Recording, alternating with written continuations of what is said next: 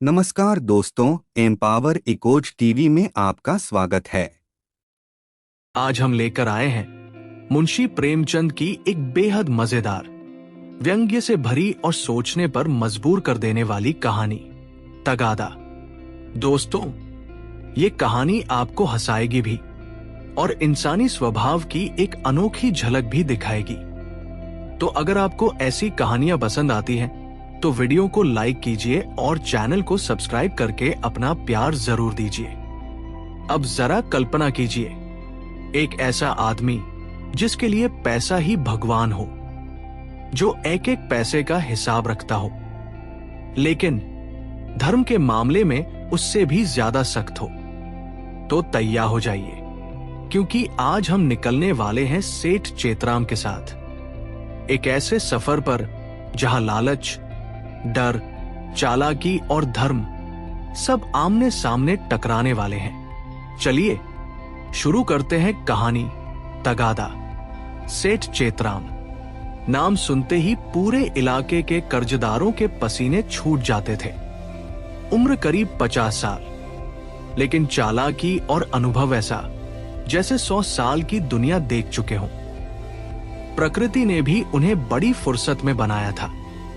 सिर के बाल तो बहुत पहले ही उनका साथ छोड़ चुके थे।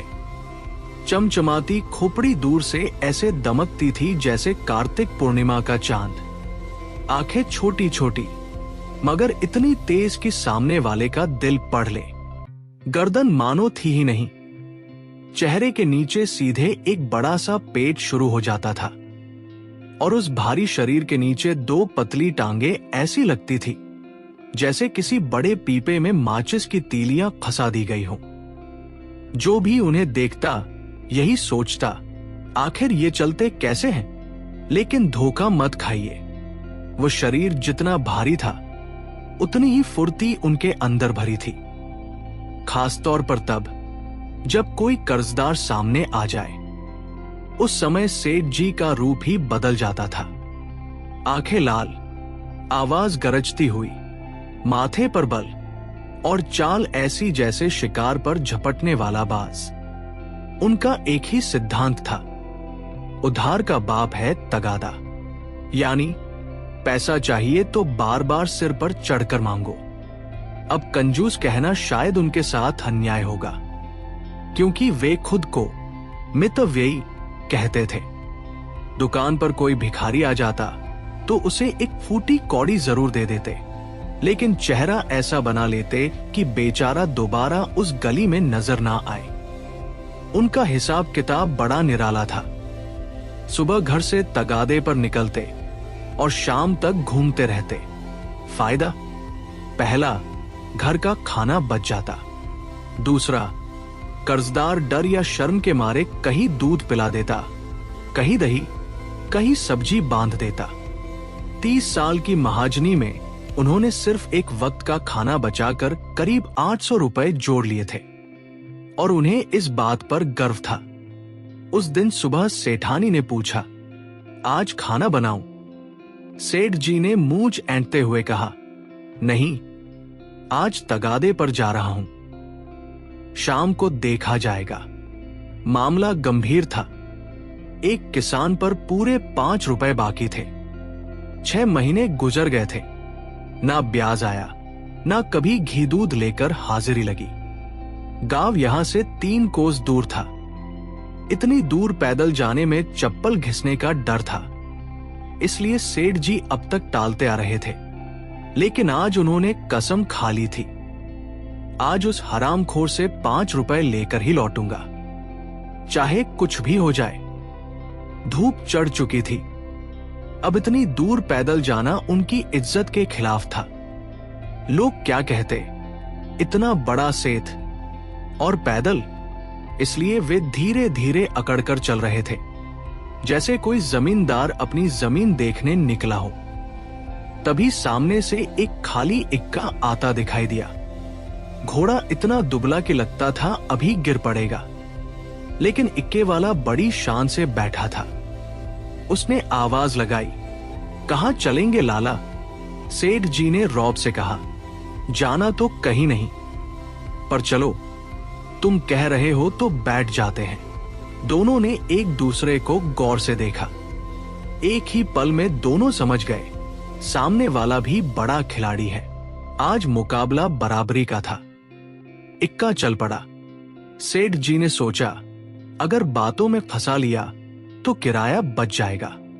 उन्होंने मुस्कुराकर पूछा, कहां के रहने वाले हो मियां? इक्के वाले ने लंबी सांस ली। घर? हुजूर, अब कहां का घर? जहां रात हो जाए वही ठिकाना। कभी हमारा भी वक्त था, मगर तकदीर ने ऐसा पलटा मारा कि सब खत्म हो गया। बस फिर क्या था? उसने दुख भरी कहानी शुरू कर दी। मेरे दादा नवाबी जमाने में 7 जिलों के मालिक थे। नवाब साहब भाई की तरह मानते थे। सोने चांदी के ढेर लगे रहते थे, मगर गदर में सब लुट गया। सेठ जी समझ गए, आदमी बातों का उस्ताद है। उन्होंने भी चापलूसी का दाव चला। अरे भाई, तुम्हारी शक्ल देखकर ही लगता है कि किसी बड़े खानदान से हो। इक्के वाला हल्का सा हंसा। दौलत बहुत थी सेठ जी, मगर किस्मत ने सब छीन लिया। अब ये टूटा फूटा इक्का हाक रहे हैं। सेठ जी बोले, कोई बात नहीं, मेहनत की कमाई सबसे बड़ी चीज होती है। ईमान बचा रहे बस। असल में सेठ जी उसकी तारीफ करके किराया माफ करवाना चाहते थे, लेकिन इक्के वाला भी पक्का खिलाड़ी था। वह बोला, देखिए लाला, शरीफों के साथ शरीफ हूं, लेकिन पैसे के मामले में अपने बाप को भी नहीं छोड़ता। सेठ जी का दिल बैठ गया। उन्होंने बात संभालते हुए कहा, अरे कभी कभी यार दोस्तों में लिहाज भी करना पड़ता है। इक्के वाला हंस पड़ा। लिहाज? वो क्या होता है? मैंने तो बड़े बड़े महाजनों के पैसे डकारे हैं। जो करना हो कर ले। अब सेठ जी सचमुच डर गए। उन्हें लगा कहीं ये बदमाश उलझ ना पड़े। उन्होंने आखिरी हथियार निकाला। पुलिस से तो डरते होगे? इक्के वाला जोर से हंसा। पुलिस? अरे साहब, पुलिस तो मेरी दोस्त है। कई बार सवारियां पकड़कर सीधे थाने पहुंचा देता हूं।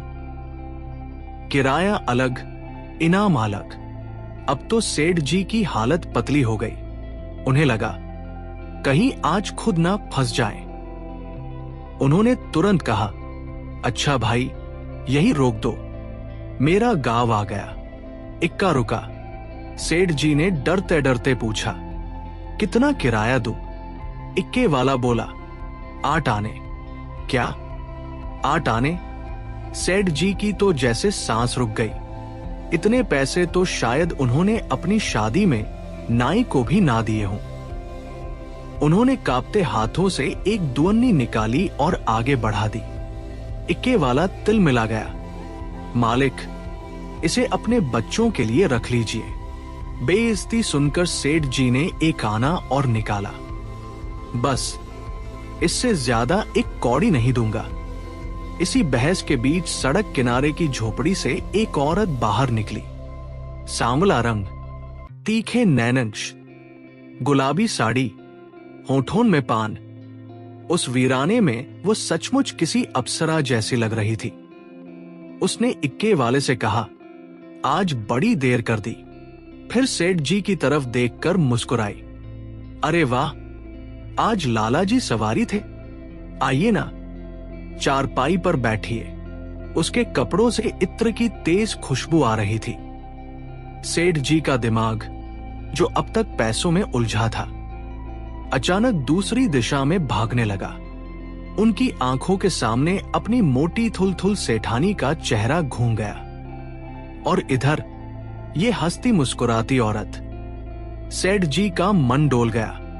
वे जाकर चारपाई पर बैठ गए। औरत पंखा झलने लगी। हर झोंके के साथ इत्र की खुशबू जैसे उन्हें बहका रही थी। सेठ जी बोले, अरे रहने दो, तकलीफ होगी। औरत मुस्कुराई, आप हमारे दरवाजे आए हैं, इतनी खातिर भी ना करने देंगे? उधर इक्के वाला समझ चुका था कि शिकार फंस चुका है। वो पास आया और बोला, लाला जी, घोड़े के दाने के लिए कुछ पैसे दे दीजिए। अभी जो आदमी 8 आने पर मरने को तैयार था, उसने चुपचाप अठन्नी निकाल दी। फिर इक्के वाले ने कहा, कुछ मिठाई लेते आए। सेठ जी बोले, मेरे लिए नहीं, बच्चों के लिए 4 आने की ले आना, और चवन्नी निकाल कर फेंक दी। लेकिन तभी औरत बोली, अरे ये चवन्नी वापस करो, इतने बड़े आदमी से चवन्नी लोगे? उसने अपनी कमर से 1 रुपया निकाला। लो, अच्छी मिठाई लेकर आना। अब तो सेठ जी की इज्जत पर बनाई। उन्होंने तुरंत अपनी जेब से 1 रुपया निकाला। नहीं नहीं, ये कैसे हो सकता है? लो भाई, मेरी तरफ से मिठाई लाना। इक्के वाला रुपया लेकर चलता बना। अब मैदान साफ था। औरत ने मुस्कुराकर पूछा, लाला जी, पान खाओगे? सेठ जी चौंक पड़े। नन्ही औरत खिलखिलाई, क्यों, मेरे हाथ का पान खराब है क्या? अब जाकर सेठ जी को एहसास हुआ वो मुसलमान थी। बस यहीं से उनके धर्म की घंटियां बजने लगी। औरत ने बीड़ा बनाकर उनकी तरफ बढ़ाया। आज तो अपने हाथ से खिलाकर ही छोड़ूंगी। अब तक जो खुशबू उन्हें स्वर्ग लग रही थी, वही अचानक खतरा लगने लगी। सेठ जी पीछे हटे, दूर रहो, धर्म भ्रष्ट हो जाएगा। लेकिन औरत मजे ले रही थी। वह पान लेकर और करीब आने लगी। अब सेठ जी घबरा गए। अचानक वे उछले, सोटा उठाया, धोती संभाली और ऐसे भागे जैसे पीछे शेर पड़ गया हो। औरत पीछे से हंसती हुई चिल्ला रही थी, अरे लाला जी, पान तो खाते जाइए। भागते भागते अचानक उनकी कमर से रुपयों का भारी बटुआ गिर पड़ा। कुछ दूर जाकर जब उन्होंने कमर टटोली तो होश उड़ गए। पीछे देखा, औरत बटुआ हाथ में लहरा रही थी। लाला जी, आपका बटुआ गिर गया, लेकिन दूसरे हाथ में अब भी पान का बीड़ा था। यानी बटुआ चाहिए तो पान खाना पड़ेगा। अब सेठ जी के सामने जिंदगी का सबसे बड़ा सवाल खड़ा था, धर्म या पैसा। काफी देर तक वे खड़े रहे। दिल कहता बटुआ ले लो, धर्म कहता सब खत्म हो जाएगा। आखिरकार धर्म जीत गया। उन्होंने दूर से बटुए को आखिरी बार देखा और मुंह फेर लिया। फिर ऐसे भागे जैसे कोई कुत्ता लड़ाई से जान बचाकर भागता है। तो दोस्तों, बेचारे सेठ चेतराम 5 रुपए वसूलने निकले थे। लेकिन हुआ क्या? इक्के का किराया दिया, मिठाई के पैसे दिए और ऊपर से अपना भरा हुआ बटुआ भी गवा आए। लेकिन खुशी किस बात की थी? धर्म बच गया। यही तो प्रेमचंद की कहानी की खूबसूरती है। अब आप बताइए, अगर आप सेठ जी की जगह होते तो बटुआ लेने जाते या धर्म बचाकर भाग आते? कमेंट करके जरूर बताइए। अगर कहानी पसंद आई हो तो वीडियो को लाइक करें, शेयर करें और ऐसे ही मजेदार किस्सों के लिए चैनल को सब्सक्राइब करना ना भूलें। मिलते हैं अगली कहानी में। तब तक हंसते रहिए, मुस्कुराते रहिए। धन्यवाद। दोस्तों, अगर आपको हमारी कहानियां पसंद आती हैं तो चैनल को सब्सक्राइब करना ना भूलें। आपका एक क्लिक हमें और भी बेहतर कंटेंट बनाने का हौसला देता है, इसलिए आपका समर्थन हमारे लिए बहुत महत्वपूर्ण है। और अगर आपको ये कहानी अच्छी लगी हो तो इसे लाइक करें और अपने विचार कमेंट सेक्शन में जरूर लिखें। अगली कहानी में फिर मिलेंगे। तब तक के लिए धन्यवाद।